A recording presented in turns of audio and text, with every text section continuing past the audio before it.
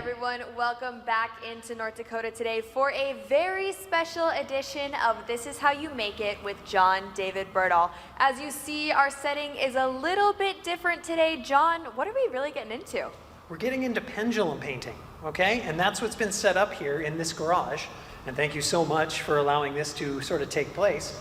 And yeah, and so there's plastic on the ground, there's pour paint that I had purchased, and here's this bucket that the paint's gonna go into, attached to this rope, and that's basically, I'm gonna grab it, the pendulum portion, so the paint's gonna go in, and then it's gonna come out the bottom, and it's gonna create a pattern on this canvas that's been prepared, painted work. Absolutely. I think we've all seen this all over social media. This is really trending and kind of fun to see how the paint can make its own pattern. Actually, you talked about the plastic on the floor, but I have plastic on myself too because I'm not quite sure how much it is going to splash, but should we get started? Sure, certainly, yes. I have to say first that, the first step to this whole process is finding a space in which to work, okay? This is probably not something you want to do like in your kitchen or in your living room, unless you're a free spirit or something like that. Go for it, but it's gonna get messy. And so most of the videos that I've seen and most of the conversations I've had, and when I've done this too, it's been in a sort of garage or a studio, that's supposed to get messy. Yep. And so the second step is basically just prepping the space, okay? And so, yeah, we put some plastic down, all right, that happened. Now it's weighted too, which is great. And then I prepared the canvas beforehand. It could be white, the canvas, all right? I prepared it, I made it black because I've got some lighter colors, a neon sort of pink and a yellow, that are going to go into this bucket, okay? And then basically just setting out, okay, weighting the plastic down or, basically fastening the plastic down, so it stays.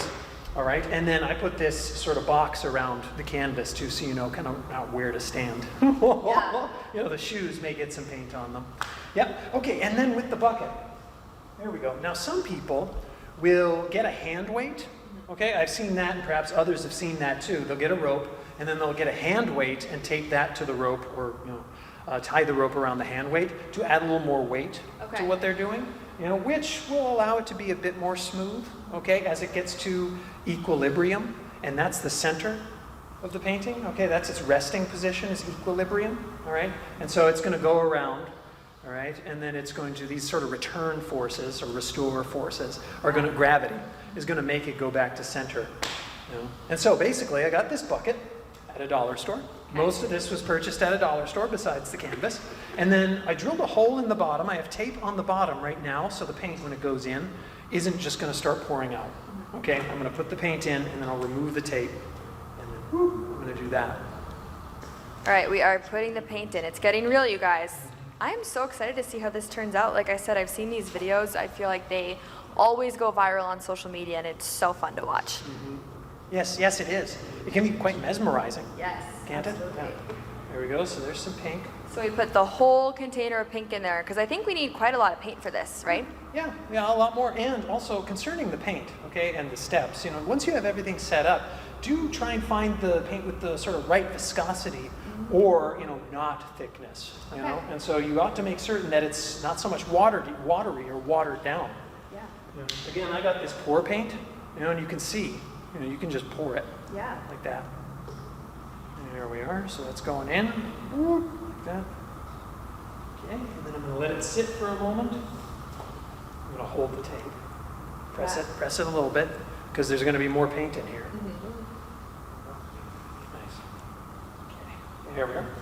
So let me grab the yellow. I'm bringing it here just in case I'm bringing it over away from the canvas.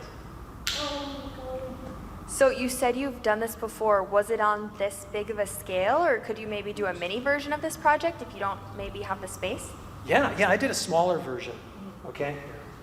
There we are. Yeah, so I just had like a camera tripod, that sort of thing, or a tripod, any kind of tripod. There are tripods all around us in this room. But yeah, taking a tripod and then putting a string underneath and then taking kind of like a water bottle or something like that, and then just on a sheet of paper.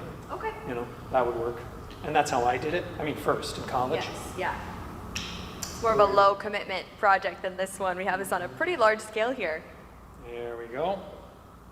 So we're putting the paint in. Awesome. Do you think this is on some people's bucket lists? I don't know.